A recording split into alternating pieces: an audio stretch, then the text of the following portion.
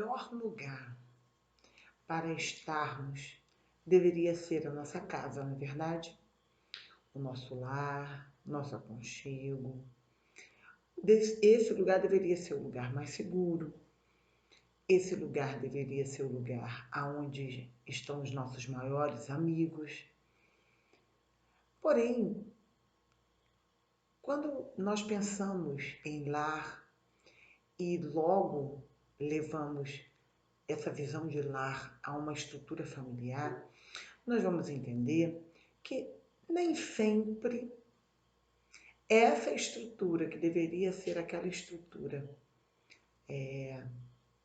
com a função de me proteger, com a função de me educar, com a função de me fazer amadurecer, nem sempre para mim esse lugar é o mais seguro. Porque dentro da família existe rivalidade, dentro da família existe o ciúme, dentro da família existe a raiva, existe a mágoa.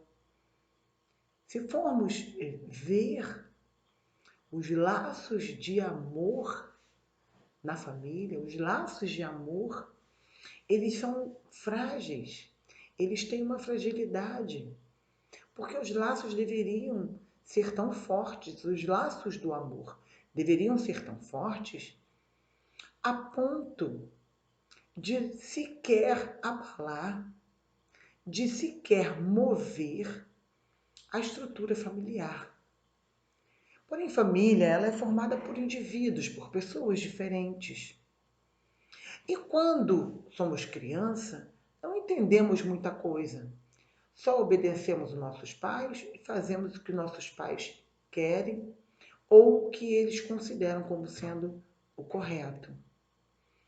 Que bom seria se todos pudessem ficar crianças dentro de uma casa, crianças dentro de uma família.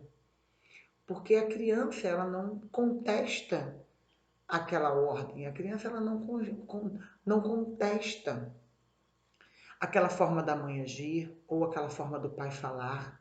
A criança ela não contesta, ela simplesmente observa e aprende com isso, aprende com o que ela vê. E quando essa criança cresce, quando esse indivíduo amadurece, quando essa criança chega até a adolescência, que certamente é o período de maiores conflitos familiares, quando uma criança ela chega na sua pré-adolescência e na adolescência. Porque ela já se entende não mais como criança, mas ela se entende como um indivíduo no mundo e o indivíduo devidamente posicionado dentro daquela casa e dentro daquela família. Então, aquela criança que não contestava, agora já é um jovem adolescente, conhecendo o mundo, conhecendo o que está à sua volta, se permitindo várias experiências, se permitindo várias armadilhas também, experimentando várias formas de se arriscar. A ousadia da juventude, a ousadia de quem é jovem, se permitindo, cheio de coragem, cheio de curiosidade, cheio de vigor. O jovem, ele tem essa característica. É ruim? Não. Faz parte do processo de crescimento e faz parte da sua caminhada à vida adulta, da sua caminhada à independência. E esse jovem, ele vai começar a contestar. E a maioria dos conflitos familiares, eles vão se intensificar. Porque o que era conflito talvez entre a mãe e o pai, agora já não é mais conflito entre a mãe e o pai. Agora tem um outro indivíduo, tem alguém que está se encaminhando para a fase adulta ou que já é adulto. Entrando naquele contexto. Defendendo agora essa mãe, ou defendendo esse pai, ou defendendo esse irmão, defendendo essa irmã. Agora é um outro indivíduo, é mais uma pessoa. Alguém que tem suas próprias opiniões e que reprova o pai ou reprova a mãe em uma determinada conduta, gerando assim uma série de conflitos. Porque o pai e a mãe já não vai enxergar aquele jovem como alguém que tem direito a falar, como aquele que tem direito a se expressar. Então muitos pais não entendem, muitos pais não aceitam, muitos pais eles não conseguem alcançar a dificuldade daquele filho e os conflitos vão se alinhando, os conflitos vão aumentando, os conflitos eles vão crescendo por conta dessa falta de diálogo ou dessa falta de conversa, por falta dessa coisa de ensinar o jovem a ser adulto. Ou isso expressa muito bem a incapacidade que alguns pais e algumas mães têm de educar e preparar os seus filhos para a vida adulta. Cada um cria seu filho e cada um quer desfrutar de cada fase do seu filho, porém não prepara o seu filho para uma nova vida, não prepara o seu filho para a sua ausência. Você que é pai, você que é mãe, precisa preparar os seus filhos para a sua ausência. Prepare-os para a ausência. Prepare-os para seguir em frente. Prepare-os a serem homens e mulheres. Prepare-os para ter virtude. Prepare-os para terem suas próprias famílias. Essa missão é dada aos pais. Pai e mãe têm essa missão de fazer com que aquele filho cresça. E com relação aos conflitos, o que fazer a respeito? O que fazer a respeito dos conflitos familiares? Como deter, como paralisar, como impedir, como amenizar? Tudo parte do diálogo e tudo parte da iniciativa de um dos lados. Ou iniciativa do pai e da mãe, ou iniciativa daquele filho, ou iniciativa do irmão para o irmão. É necessário que que fique estabelecido que alguém tem que dar partida. Alguém tem que dar o primeiro passo. Alguém precisa dizer para o outro, conversar com o outro, todas as coisas que deram erradas. Na medida do possível, admitir o que é erro teu. Na medida mais do que possível, compreender o outro, perdoar o outro, perdoar uma dívida, perdoar uma falha.